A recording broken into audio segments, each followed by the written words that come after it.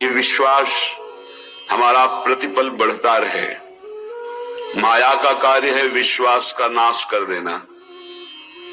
इतने दिन हो गए भगवान का नाम जप करते हुए, आराधना करते हुए, क्या काम बना? कोई काम तो नहीं बना, और विपत्तियां आ गई और परेशानी आ गई, खत्म श्रद्धा विश्वास। जबकि बहुत सुंदर कार्य ये हुआ कि आपके हृदय के मलिन विचार बाहर निकलकर नष्ट हो गए, पर आपने उनको बाहर निकलना ना देख करके उन्हें अंतर में आना मान लिया कि जब से नाम जप किया तब से अंतर में बड़ी मलिनता आ गई। नाम जप करने वाले को जो दुख विपत्ति मिलती है वो बहुत बड़ा प्रारब्ध बहुत छोटे में कटा दिया जाता है। नाम जप उपासक को जो संपत्ति मिलती है वो उसके भजन का फल नहीं होता। भजन का फल तो सीधे भगवान की प्राप्ति है। ये भजन करने का भाव जो हुआ उससे सब प्राप्त हो जाता है। भजन तो पूर्ण सुरक्षित रहता है। उसके लिए जो हमने प्रयत्न किया, कष्ट सहा, उससे लोक परलोक के सारे सुख सिद्धियां उसके चरणों में लौटने लगती हैं और नाम सुरक्षित रहता है। वो भगवान को अधीन करके हृदय में प्रकाशित करता है। इसलिए शरणागत उपासक से प्रार्थना है, आप अपने विश्वास को न खोइएगा। चाहे जैसी परिस्थिति हो, चाहे जैसा मन का भाव हो, आप अपने विश्वास को दृढ़ रखेंगे तो ये आपको भगवत प्राप्ति करा देगा। ये आपकी समस्त कामनाओं को पूर्ण कर देगा। इंतजार कीजिए, समय का इंतजार कीजिए। यदि विपत्ति आई है तो ये पाप कर्म का फल भुगताने के लिए विधान आया है। इसको धैर्य पूर्वक नाम जप करते हुए सह जाओ। आगे बहुत प्रकाश है, बहुत मंगल है, बहुत सुख है, ये विश्वास कीजिए।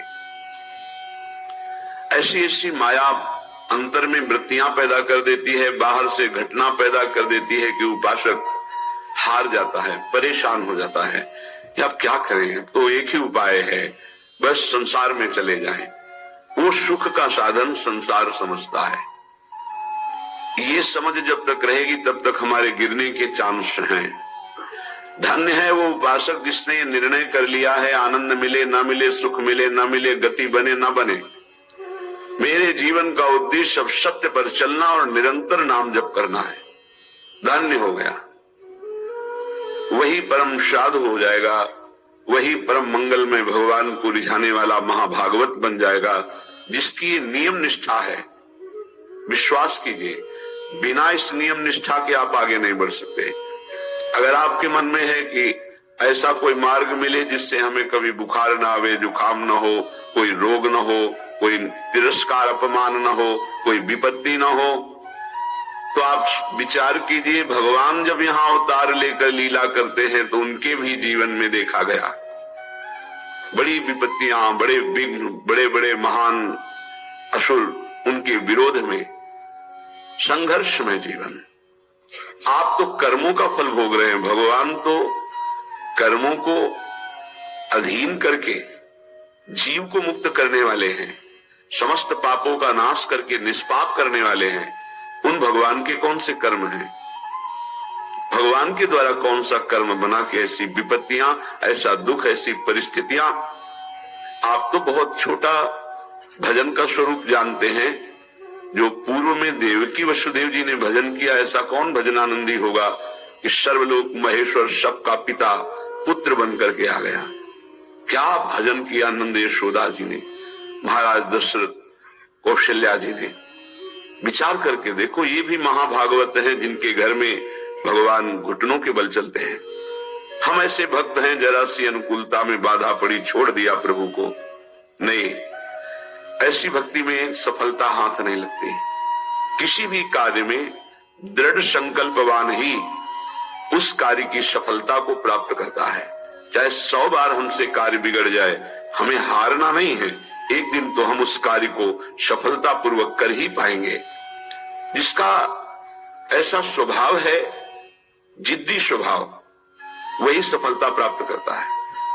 जो चीज हम नहीं कर पा रहे उसे करेंगे। भजन का अभ्यास, जितेंद्रियता का अभ्यास, मनोनिग्रह का अभ्यास, देखते हैं कब तक मन हमको परास्त करता है, कब तक विषय भोग हमें गुलाम बनाए हुए हैं। एक दिन हम नाम के प्रभाव से इनको अपना गुलाम बनाएंगे, पक्का। पाप का बहुत दृढ़ स्वभाव, हजारों बार हारने पर भी हमें नहीं हारना, तब भगवत प्राप्ति का मार्ग उसके हृदय में प्रकाशित कर देते हैं भगवान। उसका प्रयास देखकर, पुरुषार्थ देखकर, प्रयत्न देखकर, विकलता देखकर, वो दिव्य मार्ग जिससे भगवत साक्षात्कार होता है। इसलिए कभी निराश नहीं होना, उदास नहीं होना, कभी इस मार्ग में हारना नहीं।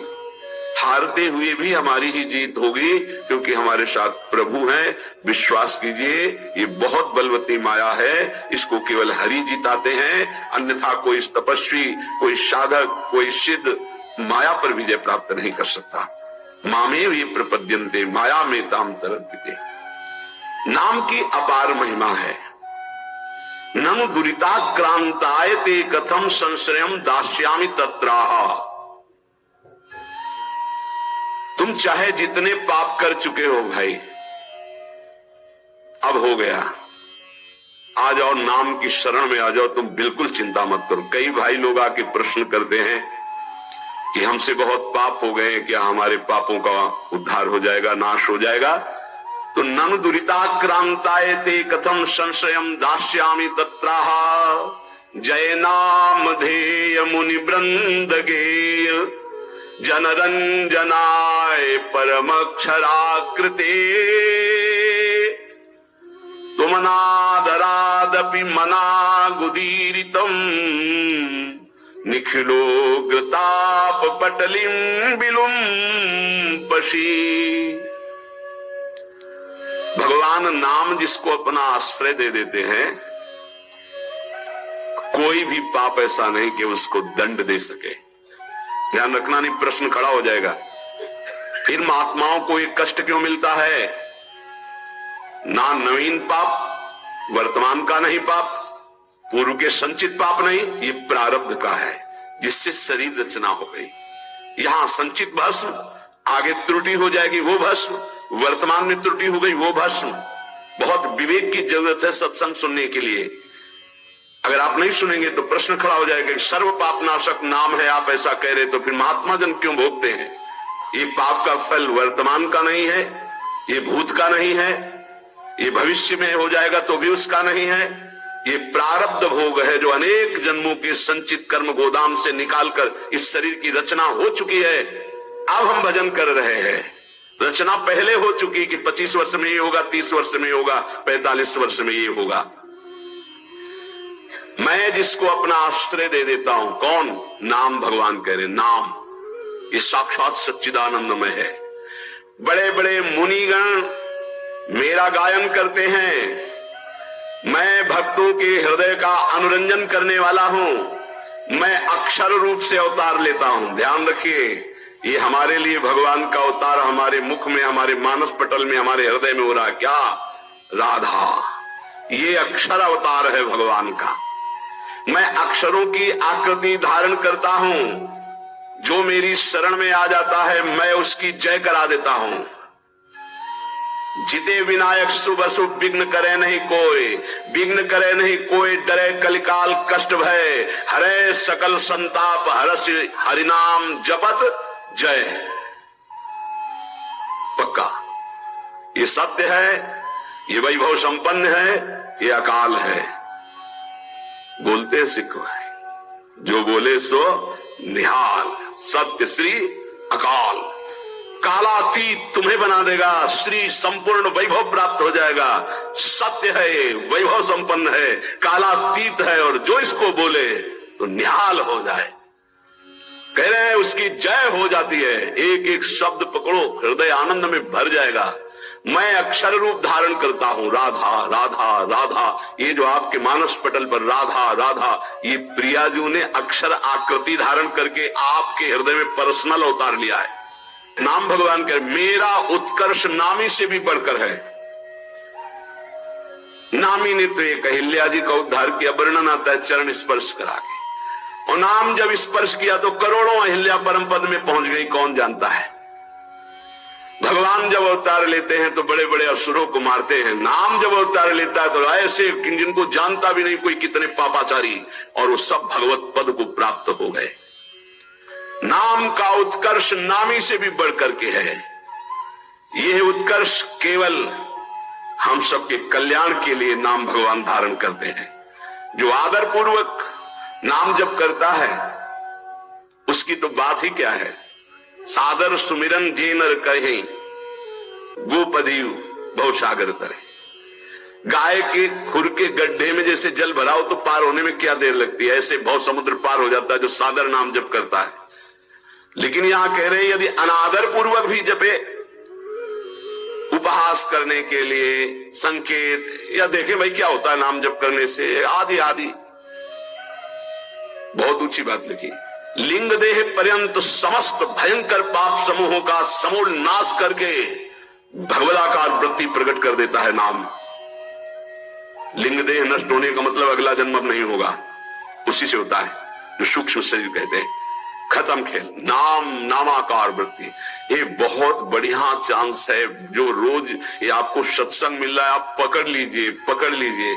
अगर आप पकड़ लेंगे तो निहाल हो जाएंगे, इस बात को समझ लीजिए। न च नामाभाषा पापान्येव दग्ध्वा निवर्तते अपितु स्वावाच्ये भक्तिं च प्रकाशयतीत्याह। नाम की तो बात जाने दो, नामाभाषी तुम्हारे पापों का सर्वनाश कर देता है। जैसे आप पूरा नाम कहना चाहते थे राम, लेकिन रा उच्चारण किया, मां नहीं कह पाए, शरीर छूट गया तो आपको भगवत प्राप्ति हो जाएगी। पूरा नाम उच्चारण करना चाहते थे राधा, पर रा उच्चारण हुआ, धा नहीं कर पाए और शरीर छूट गया, आपको भगवत प्राप्ति हो जाएगी। यदा भासोप्यद्युन कवलित भवध्वांत विभवो दृशम तत्वाधानामपि दिशति भक्ति प्रणयनीम जनस्तस्यो दातम जगति भगवन् नाम तरणे कृति ते निर्वुक्तुम काहि महिमानं प्रभवति।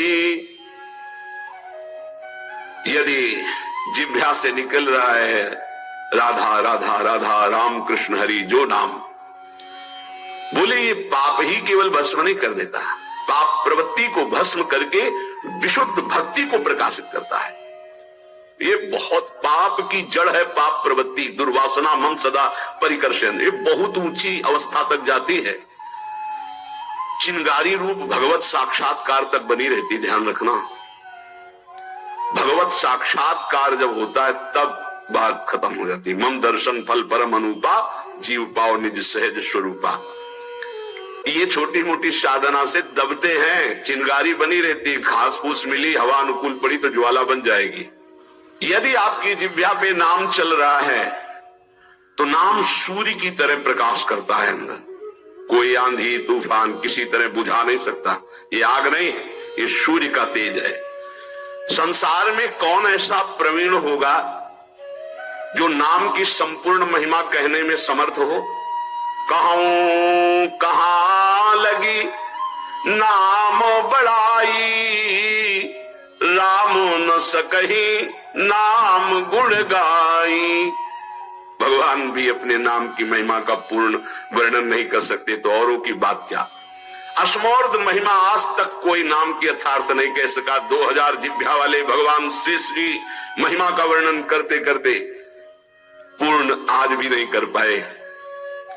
कोई नहीं, ऐसा नाम का प्रभाव है कि कोई नहीं आज तक पूर्ण महिमा का वर्णन कर पाया।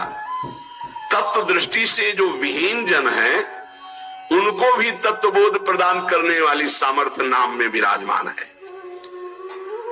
अथैकांतिक भावो नोपासितम नाम भोगैक विनाश्यमपि प्रारब्धम विनय भोगात् विनाशयतीत्याह। यदि नाम जापक उपासक चाहे कि मुझे प्रारब्ध ना भोगना पड़े तो ये भी सामर्थ्य भजन में है कि प्रारब्ध नष्ट कर देगा, पर भगवत प्राप्ति में बाधा आ जाएगी। भगवत प्राप्ति में बाधा आ जाएगी। आप ध्यान दीजिए, अगर किसी को ऐसा लगता हो कि भजनानंदी संतों को जो रोग आता है अगर भजन में दम हो तो मिटा दें, तो आप देख लीजिए शास्त्र प्रमाण। वो कह रहे अथैकांतिक भावे नोपासितम नाम भोगैक विनाश्यमपि प्रारब्धम विनय भोगात् विनाशयति। बिना भोगे प्रारब्ध का विनाश हो जाएगा भजन करने से। तो क्यों नहीं करते संत जन अपने प्रारब्ध का नाश? क्योंकि भगवत प्राप्ति में बाधा पड़ जाएगी। तो शरीर अविनाशी थोड़ी है, मानो कैंसर है, किडनी फेल है, ये है वो है, तो ये अपने समय तक के लिए है। जहां समय पूरा हुआ तो जिनकी किडनी ठीक है वो मरते नहीं है क्या? जिनको कैंसर नहीं वो मरते नहीं क्या? अरे बड़े स्वस्थ गाते बजाते चले जाते हैं। गाना बज रहा है वो आगे गाड़ी में राधा वल्लभ श्री हरिवंश गए। समय है एक इसको ज्ञान होता है भक्त का। तो भक्त अपने भजन का प्रभाव प्रारब्ध नष्ट करने में नहीं करता, ध्यान रखना। नहीं तो शास्त्र आज्ञा करता है कि भोगैक विनाशमपि प्रारब्धम विनयो भोगाद विनाश्यति इत्याह। बिना भोगे प्रारब्ध का नाश हो जाएगा। अभी तक सुनते रहे कि पूर्व पाप, संचित कर्म पाप और आगे वर्तमान में हो, ये सब अहम तो हम सर्व पापेभ्यो मोक्षयिष्यामि मा शुचा, प्रारब्ध भोगना पड़ता है। तो अब यहां कह रहे हैं कि अगर नाम निष्ठा पूर्वक जपा जाए, अथई कांतिक, एकांतिक भाव, नाम के सिवा हमारे पास और कोई बल नहीं, कोई साधन नहीं। अथई कांतिक भावो नोपासितम नाम, जो भाव से नाम की उपासना करता है तो भोगई के विनाश से मपि प्रारब्धम विनय भोगात विनाश्यति इत्याह। बिना भोगे प्रारब्ध का नाश हो जाएगा। जैसे श्रीधर बाबा हमको एक चरित्र सुनाए थे राधा कुंड के संत भगवान का, कि वो रोज सोहनी लगाते थे राधा कुंड में। कोई थूक दे कोई ऐसा तो उसे साफ करके राधा कुंड के जल से, ये हमारे प्रिया प्रीतम यहाँ विहरण करते हैं। और भिक्षान्न से उदर पोषण करते थे, खूब निरंतर नाम जप करते थे। एक दिन वो राधा कुंड की सेवा करके बैठे ही थे कि एक काला दुर्गंध युक्त पुरुष आया। उसने कहा बाबा मुझे स्वीकार करो। तो बोले कैसा? बोले मैं 12 वर्ष का गलित रोग कुष्ठ हूं जो तुम्हारे शरीर पे आना चाहता हूं, पर इतना भजन है कि मैं बिना आपकी आज्ञा के आ नहीं सकता, मैं प्रारब्ध हूं आपका। 12 वर्ष गलित कुष्ठ। उनका भाई इतना समय नहीं है हमारे पास कि मैं भोगूं, ये हमसे तुमसे नहीं पूछा जाएगा। हाँ ही ऐसे बड़े भजनानंदी गुरुजनों की बात है, उनका हमारे पास समय नहीं है। दूसरे दिन फिर बाबा स्वीकार करना पड़ेगा, हम 12 वर्ष का गलित कुष्ठ 6 साल में भुगवा देंगे। नहीं हमारे पास समय। क्रम से रोज आते हैं। एक दिन आए बोले बाबा स्वीकार कर लीजिए प्रारब्ध, या फिर भजन से नष्ट कर दीजिए। और भजन तो नहीं देंगे, भजन नहीं देंगे। तो बोले बाबा स्वीकार करो। तो बोले 24 घंटे स्वीकार करने पर आप राजी रहेंगे? तो बोले 12 वर्ष का कष्ट 24 घंटे में दूंगा, आप भोग पाएंगे? तो उनका हमारी बात तय है, तुम पूरे 12 वर्ष का जितना कष्ट है वो हमें 24 घंटे में दे दो, मैं स्वीकार करूं। बोले कोई औषधि नहीं, कोई पानी देने वाला नहीं रहेगा, दरवाजा अंदर से बंद करेंगे। बोले बिल्कुल अक्षरशः ऐसा। बाबा ने अपने शिष्यों से कहा दरवाजा बंद कर रहा हूं, आज इसी क्षण समय देख लीजिए, 24 घंटे तक कोई हमारे कमरे में नहीं आएगा, कोई विक्षेप नहीं पहुंचाएगा, हम खुद निकल आएंगे। जे ही का स्वीकार है, पूरा शरीर मवाद से युक्त हो गया, भीषण पीड़ा कहते रहे हा कृष्ण हा कृष्ण। और 24 घंटे व्यतीत होने के बाद संपन्न हो गया। जब बाहर निकले तो तेजो में स्वरूप। ये उन्होंने प्रारब्ध भोगा, ना कि भजन दिया। श्रीपाद प्रबोधानंद जी महाराज कह रहे हैं, ये देखो शरणागति है प्रिया प्रीतम की, प्रिया प्रीतम के धाम की। नाहं वेद्मि कथं नु माधो पदाम्भोजद्वयं ध्यायति, कावा श्री शुक नारदादि कलिते मार्गेस्ति मे योग्यता, तस्मात् भद्रम भद्रमेव यदि ना मास्तां ममैकं परम, राधा केलि निकुंज मंजुलतर वृंदावनम जीवनम, राधा केलि निकुंज मंजुलतर वृंदावनम जीवनम, वृंदावनम जीवनम।